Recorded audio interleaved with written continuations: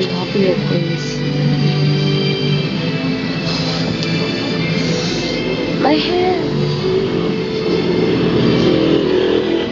Oh. That was so much different. Hindi siya kasama sa gerang to. Tama na, Rosita. Kung tutusin, ikaw ang may kasalanan ng lahat. Inili mo sa akin ang tungkol sa inyong dalawa ng anak na bastarda ni Samuel Mascate. Dahil alam ko, hindi niyo ko maintindihan kahit sabihin ko sa inyo. Kung alam ko yun, papabayaan ko bang madamay siya? Maskarto siya, Lolo. Para sa inyo, kalaban pa rin siya. Kaya hindi kayo magdadalawang isip idamay si Diana sa gerang to. Walang babae. Walang bata, walang matanda.